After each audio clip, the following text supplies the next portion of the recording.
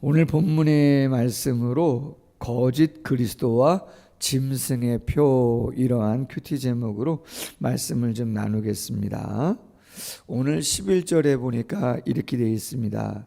내가 봄에 또 다른 짐승이 땅에서 올라오니 어린 양같이 두 뿔이 있고 용처럼 말을 하더라. 하나님 나라에서, 하늘나라에서 쫓김을 받은 사탄이, 마귀가 오늘 요한계시록에서는 용으로 표현되었어요. 용으로, 붉은 용으로. 근데 그 용이 땅으로 쫓김을 받았는데 바다에서 나온 짐승이 있어요. 어제 말씀을 나눴죠. 그 바다에서 올라온 그 짐승은 그렇죠, 용의 하수인입니다. 부리는 세력이죠.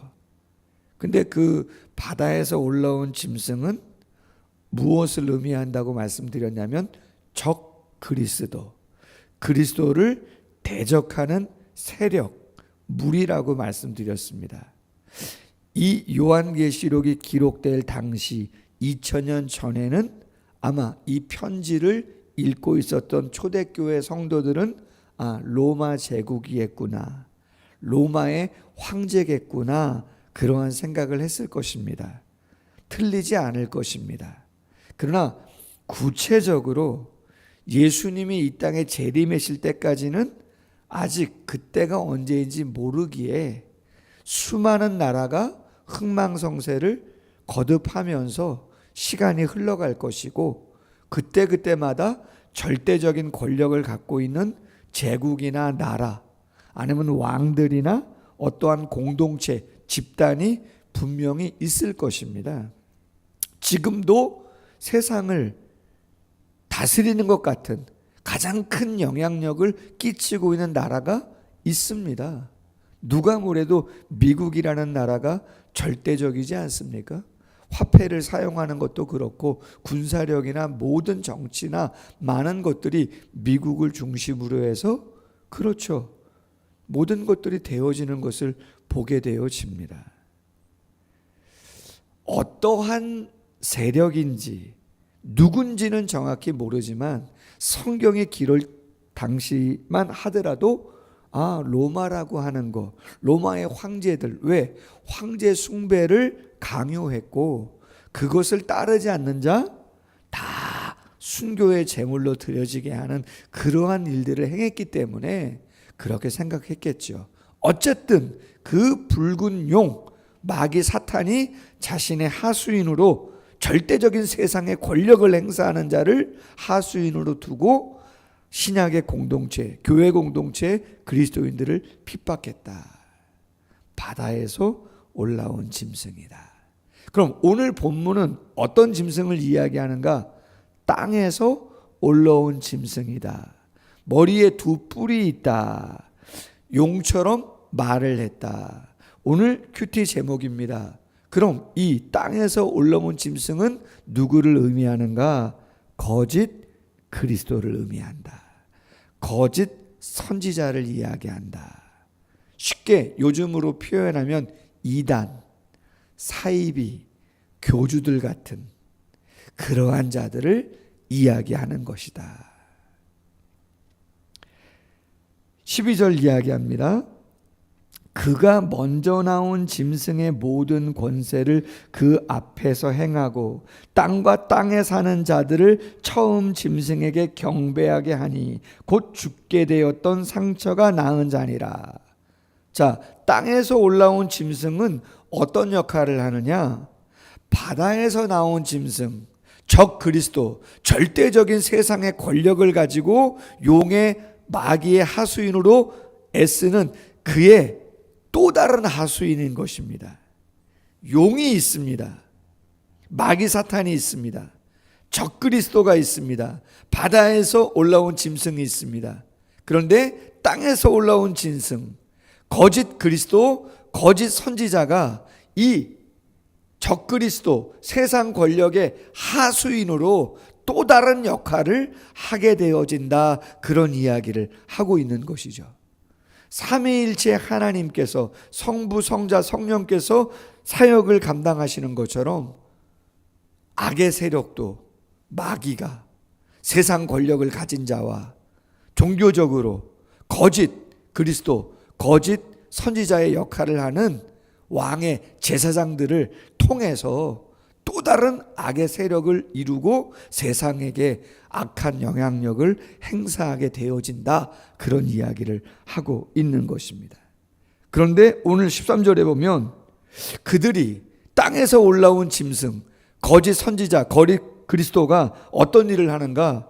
큰 이적을 행하되 심지어 사람들 앞에서 불이 하늘로부터 땅에 내려오게도 한다는 거예요. 놀랍죠? 뿐만 아니라 짐승 앞에서, 바다 짐승, 절대 권력을 가지고 있는 그들 앞에서 받은 바 이적을 행함으로 땅에 거하는 자들을 뭐해요? 미혹한다. 땅에 거하는 자들에게 이르기를 칼에 상하여 살아난 짐승을 위하여 우상을 만들라 하더라. 여러분, 로마 시대만 해도 지금도 마찬가지지만 절대 권력을 가진 자를 더 드러내기 위해서, 자신들의 통치 영역을 표현하기 위해서 주화에다가, 동전에다가 자신들의 두상을 세웁니다. 깃발에다가도 새깁니다. 금속으로 진짜 신상을 만들어서 절하게도 합니다. 고대의 성경에 누가 그러한 어려움을 당했습니까? 다니엘과 그의 세 친구가. 황제들이 자신을, 그죠? 기념하는, 또 자신들이 믿고 있는 신을, 형상을 만들어 가지고 절을 하게 하지 않습니까? 하지 않으면 어떻게 해요? 그렇죠, 사자굴에도 넣고 풀무불에도 넣고 해를 가하는 그러한 일들이 있는데, 마지막 시대에도 마찬가지로 그러한 일들이 이 세상에서 있게 되어진다. 실제적인 신상을 세울 수도 있고, 우리가 잘 아는 것처럼 우상이라는 게 뭐예요? 신약의 개념이 꼭 눈에 보이는 것만이 우상이 아니라 하나님보다 더 사랑하는, 그것이 돈이 됐든 자녀가 됐든 명예가 됐든 무엇이 됐든 성공이 됐든 그것을 섬기도록 거짓 선지자들이, 거짓 그리스도가, 이단과 사이비가, 그렇죠, 미혹한다는 것이죠. 첫 번째 교훈입니다. 놀라운 것은요, 이단과 사이비도 얼마든지 이적을 행할 수 있다는 거예요, 없다는 거예요? 있다는 얘기입니다. 하나님이 희한하게 그걸 허용하신다는 것입니다. 어디 갔더니 병이 나았더라. 와, 어디 갔더니 뭐 대단하더라. 여러분, 미혹의 영이 역사할 수도 있는 겁니다. 불을 아무나 내립니까? 엘리야가 하나님께 기도해서 내렸었는데 그 놀라운 역사를 행할 수도 있다는 거예요. 여러분, 착각하면 안 됩니다. 저도 예전에 우스갯소리로 한번 말씀드렸는데, 뭐 우스갯소리라고 이야기했지만 그때는 절박함도 솔직히 있었습니다. 무슨 얘기냐면요, 10여 년 전에 개척전이잖아요. 개척을 준비하고 있었어요. 근데 전에 섬겼던 교회에서 보정동에 단국대학이 있습니다. 죽전에 청년부를 맡고 있었기 때문에, 작년 사역도 했지만 청년부를 맡고 있었기 때문에 단국대학 캠퍼스에 전도를 참 많이 나갔습니다. 권사님들이 주말마다 샌드위치를 직접 장바다가 한 200개씩 만들어 주시면 그거를 청년들하고 같이 봉고차 타고 가가지고 지편전이라고 하는 기숙사가 있어요. 단국대학 기숙사가. 그 앞에 가가지고 늘 전도했단 말이에요. 그런데 쉽지는 않습니다. 반갑게 받는 애들도 있고 안 받는 애들도 있고, 경비실하고 또 뭐 이렇게 저렇게 얘기도 해야 되고 쉽지 않아요. 3년 동안 열매가 한 명도 없었습니다. 4년 차부터 생기더라고요. 4년 차부터 한 명씩 한 명씩. 얼마나 감사했는지. 그런데 말이죠, 제가 그렇게 하고 나서 말이죠, 밤 늦게, 토요일 늦게까지 그 사역을 하고 이렇게 교회로 돌아오다 보면 그 보정동에 먹자골목이라고 상권이 형성된 곳이 있어요. 얼마나 휘황찬란한지 몰라요. 밤에 말이에요. 토요일 밤에 흥청망청의 모습이 그냥 눈에 선합니다. 그때 제가 무슨 마음이 들었냐면, 하나님, 제가 개척할 거라고 준비하고 있는데 저 흥청망청하고 있는 저 사람들을 제가 무슨 능력이 있다고, 제가 무슨 특별한 뭐가 있다고 저 사람들을 전도할 수 있겠습니까? 마음이 쉽지 않더라고요. 그래서 무슨 마음이 들었냐? 우습다는 부분이 이 부분이에요. 저에게 좀 불을 내릴 수 있는, 병을 고칠 수 있는, 뭔가 제가 한마디 하면 놀라운 변화 역사가 팍팍 나는 그러한 능력을 좀 저에게 부어주시면 안 되겠습니까? 하나님 그런 확신과 능력 주시면 제가 어디든 못 가겠습니까? 그런 능력을 저에게 주시면, 쉽게 말해서 신유의 은사라고 하는 그러한 능력을 저에게 주시면 제가 어디든지 가서 담대하게 복음 증거하겠다고 말이죠. 그런 마음이 확 들어오더라 말이에요. 재밌죠? 근데 여러분, 예수님이 죽은 자를 살렸잖아요. 예수님만 살린 건 아니잖아요. 베드로도 죽은 자를 살리고 바울도 죽인 자를 살렸잖아요. 요바에서 다비다를 살리고 말이죠. 보는 앞에서 독사에 물려도 말이죠. 끄떡없고 말이에요. 근데 베드로가 설교하고 바울이 설교했다고 해서 예수님이 직접 설교를 하심에도 불구하고 그 수많은 병자를 끊임없이 고치셨음에도 불구하고 다 예수님 믿는 겁니까? 아닙니다, 여러분. 누군 얘기합니다. 지금 죽은 자 살리면, 병자 낫게 하면 놀라운 소문이 있어서 엄청 모든 사람이 다 예수님 믿을 것처럼. 조금 나은 부분이 있을런지는 모르겠지만 그건 착각입니다. 성경이 우리에게 얘기하는 것은 본질이 병이 낫거나 불이 내리는 게 아닙니다. 아멘입니까? 욥은 고난을 왜 당합니까? 요셉은 고난을 왜 당합니까? 이 요한계시록이 기록될 당시에 왜 하나님의 공동체인 교회 공동체에 그 어려운 중에도 신앙을 지키는 자들에게 그 핍박을 허락하십니까? 왜 인내가 필요하게 하시고 왜 믿음을 붙잡게 하십니까? 본질이 무엇인지 정확히 알라는 것이죠. 우리는 이 세상 한복판에서 영원히 살아가는 사람이 아니라 하나님이 온전히 회복하시는 하나님의 나라에서 죄와 사망의 문제를 예수 그리스도의 피와 부활의 능력으로 해결받고 가장 완전한 모습으로 영원히 주님 안에서 살아갈 사람인 것을, 그게 가장 이 땅에 우리 모두에게 필요한 가장 중요한 믿음의 본질인 것을 잊지 말라고 이야기하고 있는 줄로 믿습니다. 현상이 아니죠.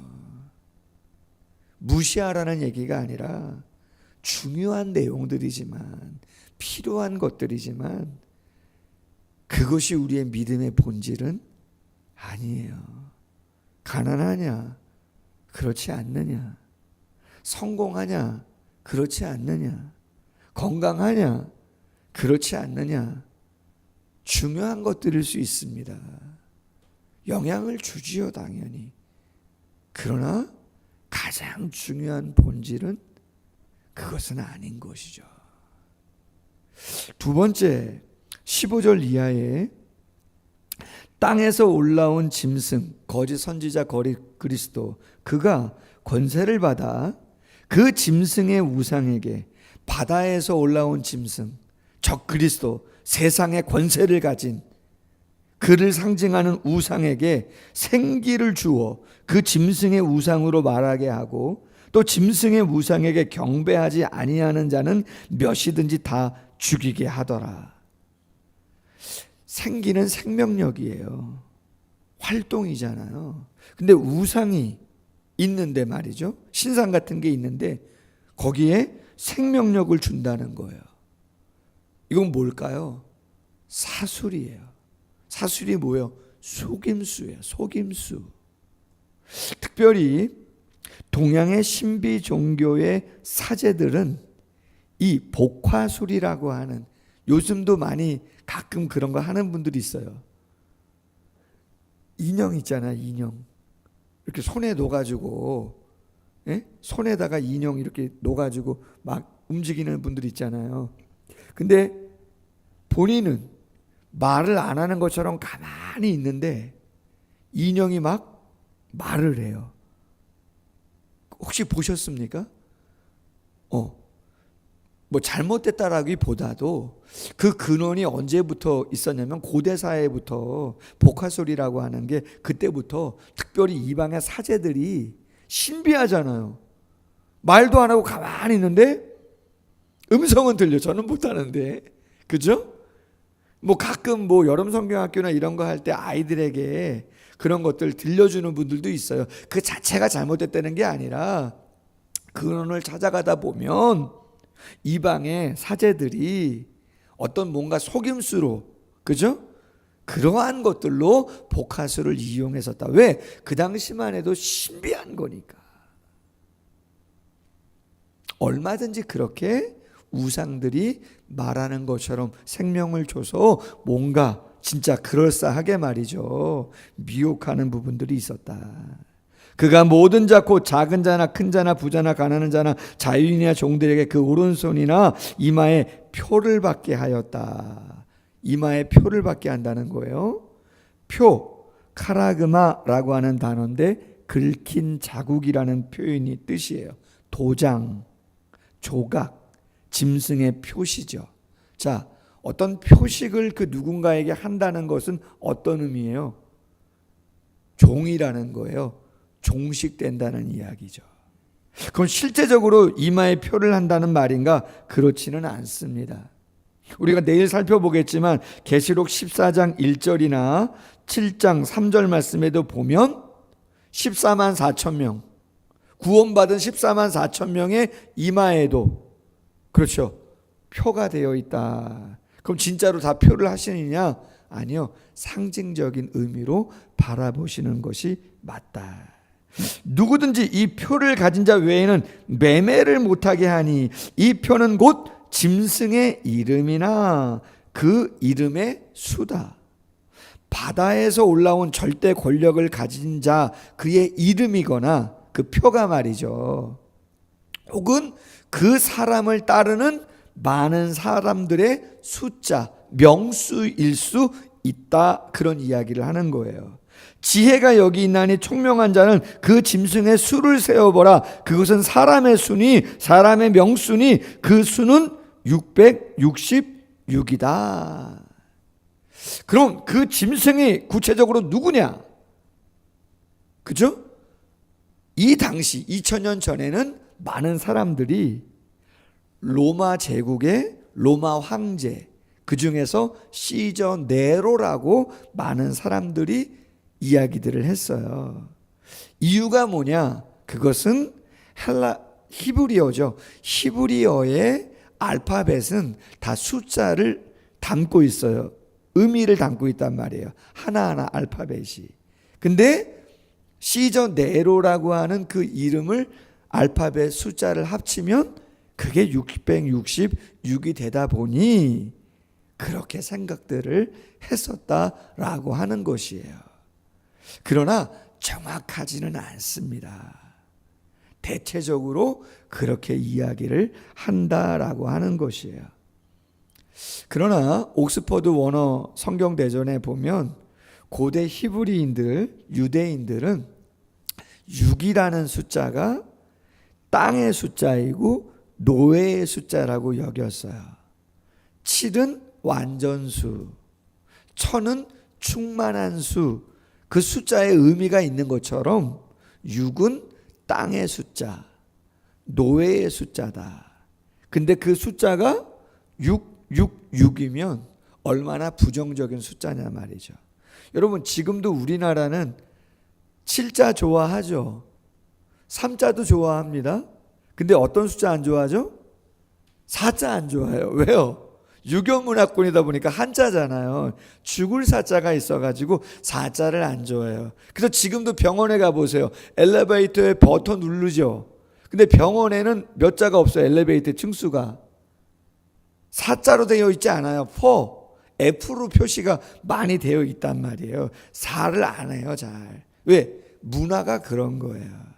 2000년 전에 마찬가지 6이라는 숫자는 땅의 숫자고 노예의 숫자이기 때문에 666 벌써 적대적인 거죠. 하나님의 자녀들은 부담스러운 숫자라는 거예요. 절대 권력을 갖고 있는 그리스도인들을 핍박하는 악의 상징이다. 그리고 그 숫자를 다 합쳐도 666명밖에는 안 된다. 구원받은 자들은 몇 명인데요? 14만 4천 명 대 666명. 하나님이 훨씬 많이 지켜주니까 걱정하지 말라고 위로하고 격려하고 계시는 내용인 것이죠. 할렐루야. 그러므로 여러분, 우리는 분별해야 합니다. 얼마든지 세상의 사람들이, 세상의 이단과 사이비, 거짓 선지자들이 지금도 날뛰면서 미혹할 수 있기 때문에 아무리 좀 세상의 권력이 더 크게 보이고 더 많아 보이고 한다 할지라도 그렇지 않다는 거죠. 성경 한 절 읽고 마치겠습니다. 요한일서 4장 1절이야. 사랑하는 자들아, 영을 다 믿지 말고 오직 영들이 하나님께 속하였나 분별하라. 많은 거짓 선지자가 세상에 나왔음이라. 이로써 너희가 하나님의 영을 알지니 곧 예수 그리스도께서 육체로 오신 것을 시인하는 영마다 하나님께 속한 것이요 예수를 시인하지 아니하는 영마다 하나님께 속한 것이 아니니 이것이 곧 적 그리스도의 영이니라. 오리라 한 말을 너희가 들었거니와 지금 벌써 세상에 있느니라. 아멘. 기도하겠습니다. 하나님 아버지, 2000년 전 어려움 속에 있었던 하나님의 교회 공동체 안에 성도님들을 위로하고 격려하시고 확신을 갖게 하시고 승리의 날을 소망하며 믿음의 경주를 하게 하시고자 조금은 두렵고 떨리는 심판의 내용들이 있음에도 불구하고 이 요한계시록의 말씀을 허락해 주셨습니다. 하나님 나라에서 쫓겨난 붉은 용 마귀 사탄이 바다의 짐승과 땅의 짐승을 통해서 세상의 절대적인 권력과 종교적인 그들의 하수인격인 부리는 거짓 선지자, 거짓 그리스도, 이단과 사이비를 통해서 많은 성도들을 미혹하고 현혹하는데 넘어가지 않도록 도와주시기를 원합니다.